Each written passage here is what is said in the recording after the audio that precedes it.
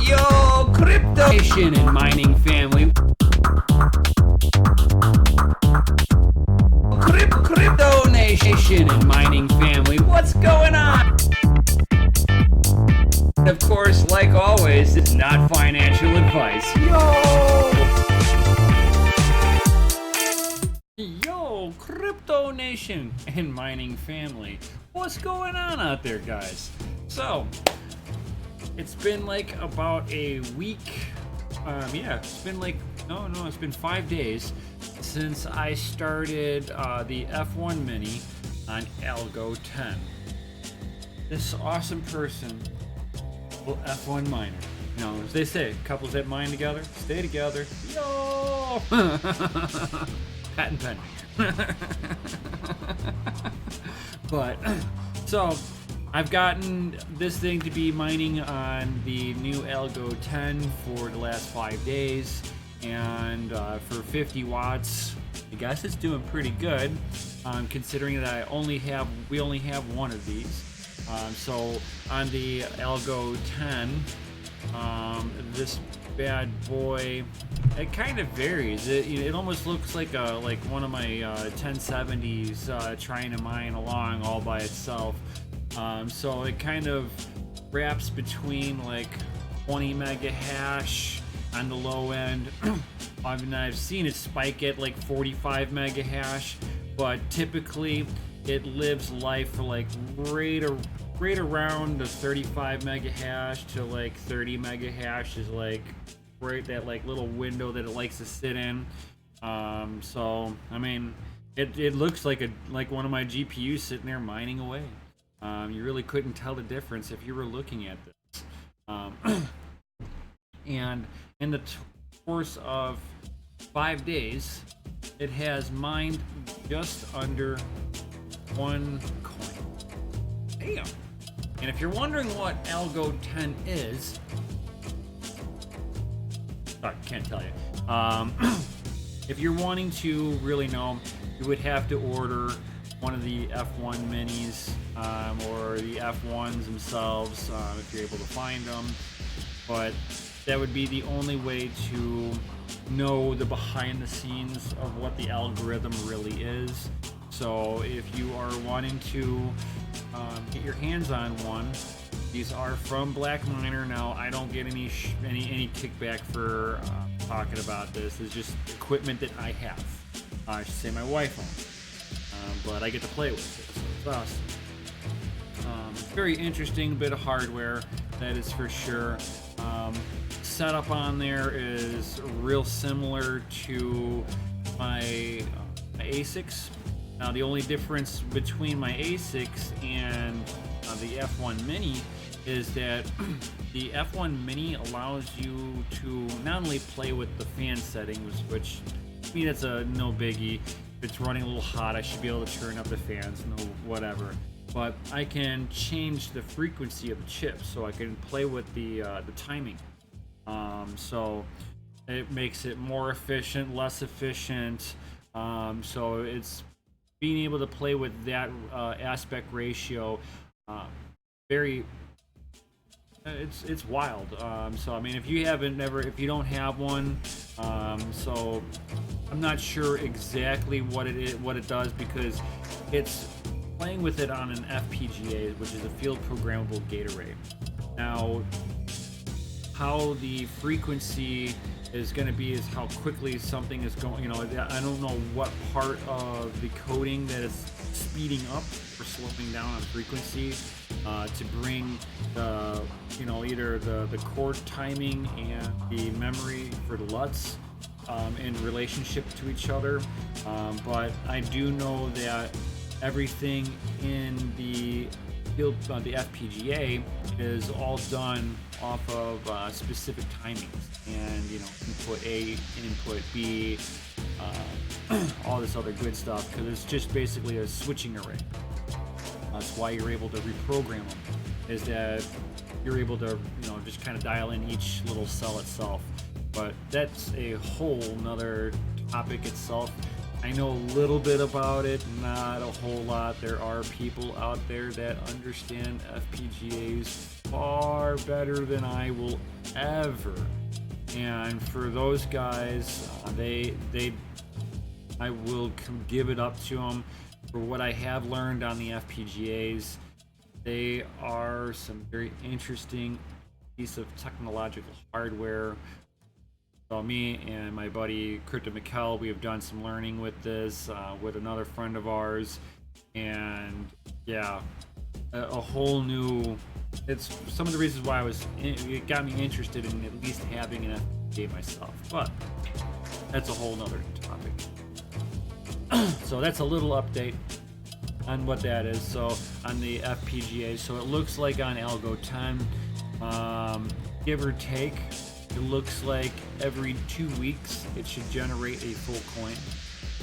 So it's not the world's most profitable coin out there on the market, guys, but for 50 watts, it is very efficient at what it's doing.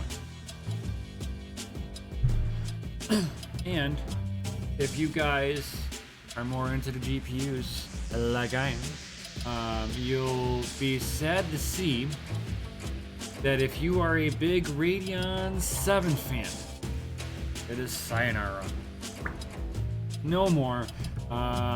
It has been confirmed with a few sources that AMD Radeon 7 is no longer in productions. The stores that have them are basically ones that have remaining stock, so you will be able to find them, guys. It's not like they're gone, done, no more. You will be able to find them, but they're just not making any new ones. So if you you don't have one, and you really do want one, now is the time. So according to Cow Cotland, the Radeon 7 was declared end of life by AMD last month. So the Radeon 7 is AMD's first 7nm based graphics card featuring the Vega 20 GPU with 3,840 stream processors. The 7 was also AMD's first feature for 16GB memory for the consumer market. With the announcement of the Radeon RX 57 series, it was very obvious that the Radeon 7 just was no longer going to cut it.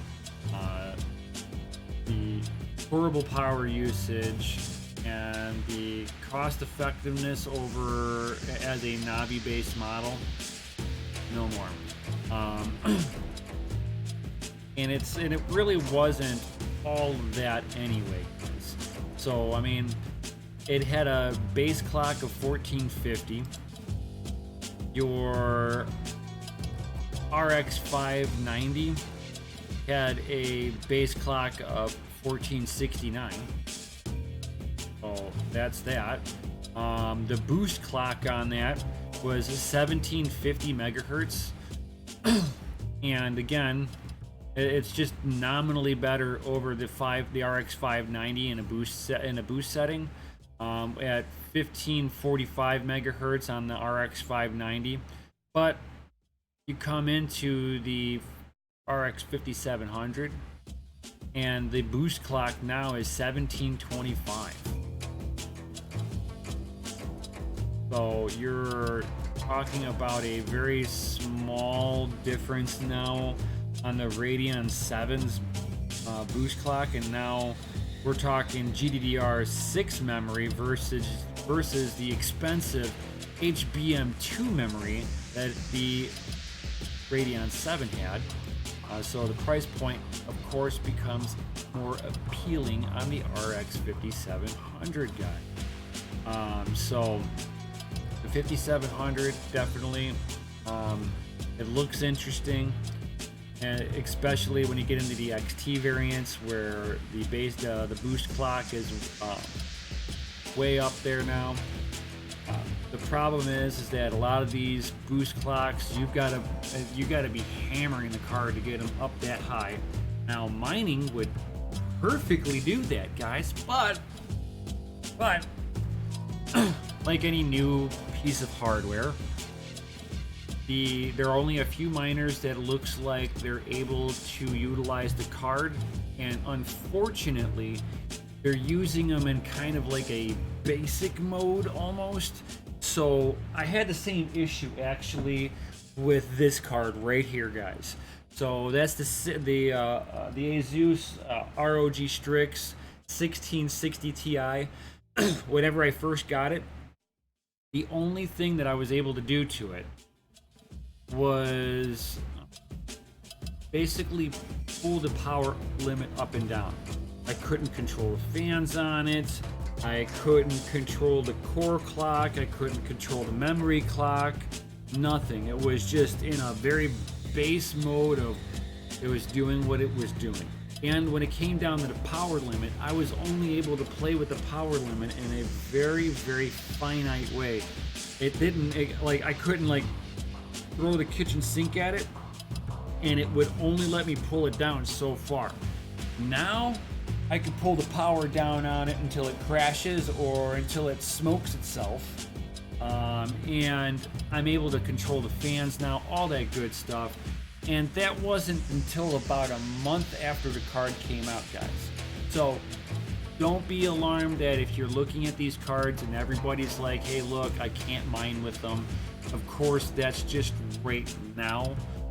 So if you're wanting to jump onto them and get them mining, just kind of know that they're not going to be at their full potential quite yet, but they are at a very good price. So if you're looking for a upgrade GPU for your own gaming computer or just your rendering computer in general, guys, these are pretty decent cards for the pricings on there, and it's going to make Nvidia have to drop its prices down for the people. So let the price wars begin, guys. I've been telling people with what it looked like that Nvidia was going to be ready to launch out with, what AMD is going to launch out with. It looked like they were going to have a little bit of a knockout blows with pricing. So right before they went launch, they decided to drop pricing on their 5700 series at the last minute. And of course, Nvidia is going to turn around and do the same thing just to counteract them, and that's good for us, guys. Yes. So, do this properly. Bam! Oh, it did. Excellent. So, there you guys go. Some of the new price points for the Radeon 57 XT editions and the regular Radeon 5700. So you have the Gold Edition XT, the non-Gold Edition XT, and then the regular 5700. And their subsequent pricing. Now, if you guys haven't seen them either, they're actually coming into some pretty cool little boxing. So this would be for the regular 5700 series. Now, I actually like that card that's in there, guys.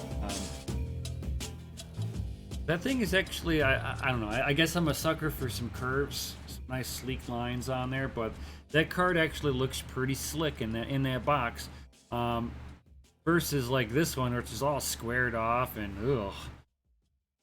That I like. That's a really nice card there. But moving on. Then we get into their square card, and it's in like a shoebox style packaging, whatever. Then you come into the XT, where it looks like they took something and dented it, or they dropped it, and they were like, yo, Frankie, just roll with it. But I do like how the boxes just kind of separate apart like that. If you guys are into cool packaging, these things do look pretty nice on a shelf after. And then if you're willing to pay extra money for them to basically unlock the power limit on here, unlock it basically, and paint a little gold onto it, and charge you $100 more for a nominal bump over the regular editions, that's to each their own. I won't be getting suckered into this, even though it looks like a cool package. But I'm not gonna sit there and pay for gold trim and an unlocked card. just so that they can sit there and charge me more for that. And of course, MSI Radeon is coming out with the 5700 Evoke, guys. So looks like the first partner to officially confirm the existence of an Navi card is MSI, guys. Yo, so check it out. You get to see it right here. Now that looks like a very cool card. Now I know that for MSI, some of their first editions are usually a little bit on the warmer side. So if you're looking at getting the MSI for mining, you might want to see if they come out with a more of a higher end with a better cooling solution than this one. If you do end up getting it, definitely let me know down below if you get it mining and if you're having temperature problems with it at all. Be very curious on my part. That's if you guys ever do get one of these ones. So it looks like they're going to be having the Gaming X, the Evoke OC. So the Gaming X, I would think that for me, a lot of times the Gaming X's are their better one, or they're possibly their Air Boost for cooling. But I think the Air Boost is their blower card, I think. I could be wrong, but for me, all my 1070s that I have are all gamer Gigabyte Gamer X's. So anything that's a Gamer X, I know is going to be good because they know us gamers are pushing our cards to the limit with the maximum overclock, throwing everything at it. So hopefully the Gamer X is where it's going to have the better cooling solution. I would be very interested to see that one myself, guys. So I hope you guys find all this stuff informative. If you have any comments or questions, definitely drop those in down below, guys. Oh. And while you're down there, smash that Lizzie like button, subscribe, hit the bell notification, share these videos with other people. It helps me get knowledge out to all of you awesome people out there. And yo, guys, you want to get on the island with me? Yo, the Yiggity Yen, guys, check out the links down below. And then you too, be on the island with me and Crypto Macau. Yo, you ever heard of Decentralized TV? Yo, it's Peter Saddington, guys. He's on the island too. Maybe even one of the creators? Yo! So definitely, guys, check it all out. And like always, I'll see you next. Peace.